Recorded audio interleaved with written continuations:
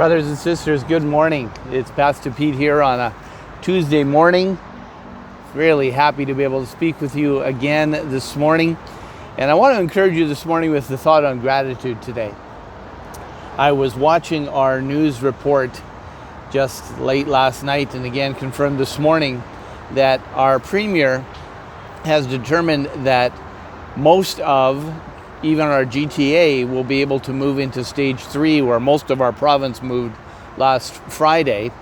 However, there are going to be certain sections, Toronto proper, Windsor I think is the other spot, and maybe a couple of other little counties that are going to remain in stage 2 just for the sake of being cautious.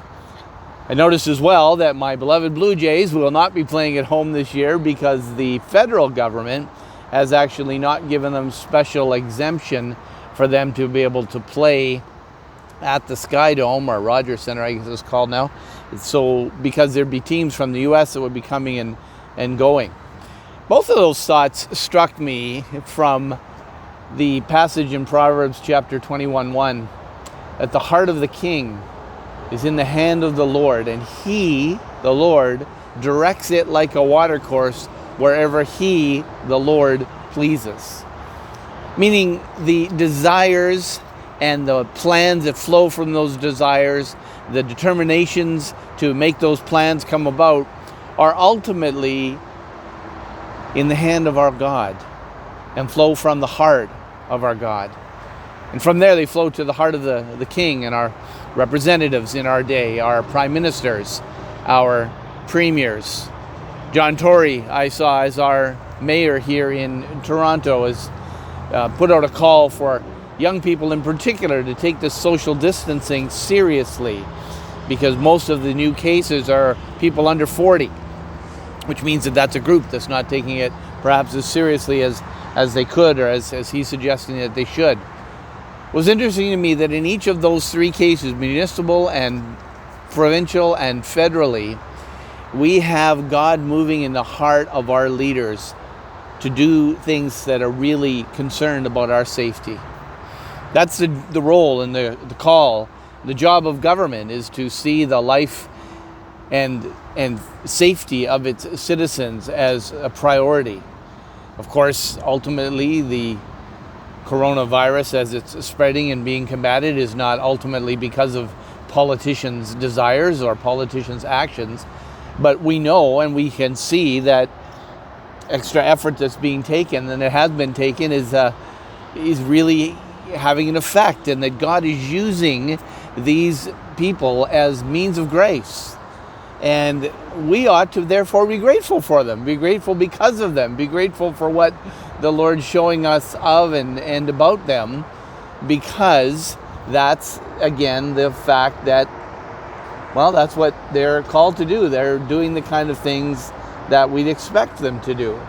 We can see that they're called to, under God, care for the citizens of this country, and therefore they really are, and I'll use the word, deserving of our thanks. Not deserving of our praise or worship.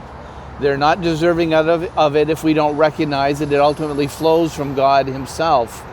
But the fact is that there is much to be grateful for. Or 1 Timothy tells us that we are to offer prayers of thanksgiving for the elected officials that we have amongst us. In fact, the book of Romans chapter 13, as you know, talks about actually submitting to them. But see, we only submit to and even give thanks to our elected officials because we as Christians, because as brothers and sisters in the Lord here at Downsview Baptist, that we recognize that it's ultimately God who's moving and shaping the decisions that are being made. Now, I get it. There are plenty of decisions that are not just pro-Christian, but are actually anti-God, blasphemous decisions against our Lord Jesus Christ. Don't get me wrong here, that every single move that a politician makes, because ultimately God's determining these things, are things that honor God. What I'm saying, friends, is that when you and I recognize that that truth of our Proverbs 21 is coming true, and when we see the promise of that the reality of that promise taking shape and taking hold in the lives of our elected officials. The only right thing for us to do as Christians is to pause and give thanks to the Lord our God.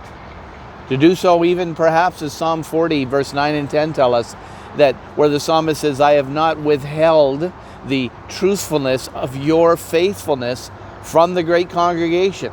I've not just given thanks in a closet, I've given thanks publicly, as I'm seeking to do now here on our little touching base video, and trying to encourage folks in a church family to think, listen, as we look out in our province, I'm just on the edge of the 427, I think that's probably what that is.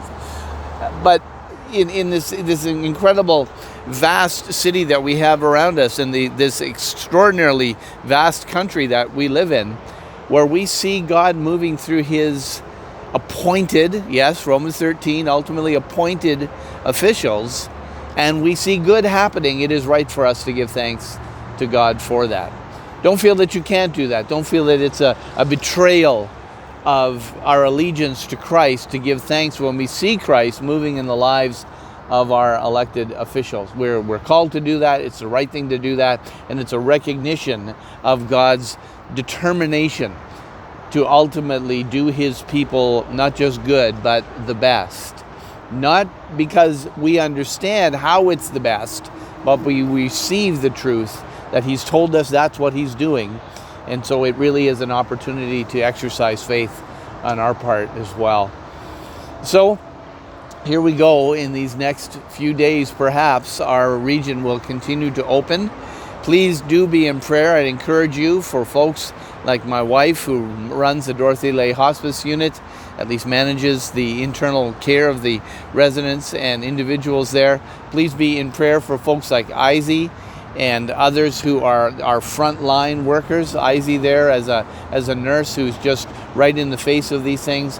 One of the challenges for her and other frontline workers, medically and otherwise, are that when our restrictions go down, their concerns go up, because now there's more people exposed potentially to this virus because of the lessening in restrictions. We have not been a picture of compliance in Toronto, have we? That's why we're taking a little bit longer to actually get through to another stage of less restrictions. But because of that, our medical frontline workers are facing more and more people with the potential of being more and more openly exposed to these things. And so therefore their restrictions and their diligence just goes up. It doesn't go down. So be in prayer for them if you would. Again, appreciate you considering joining us tomorrow evening on Facebook Live at 7 o'clock. Just go to my Facebook page and you'll be able to join with us there as we consider this last section of dealing with temptation. And I want to encourage you as well in to be grateful for our church family, those who are making the effort again, as I said, to come on Sunday mornings and to serve us so that we're able to worship together. And encourage you to take in the reality of the opportunity that we have together to worship in person. That the extraordinary opportunity that God has opened up to us again, to not go back to March 5th. I realize that's a long time in coming, but to be able to come together in joy and with an encouragement to be amongst God's people, and just to find ourselves to be thrilled to be close and worshiping and assembled the way that God has designed us. So let me encourage you again today to return thanks to God, to look around and see what's happening in our province, and to see the determinate hand of God in all of these things, where God is directing his world for his ultimate glory. Thanks for your attention again, friends. Looking forward to seeing you again soon in person. Cheers.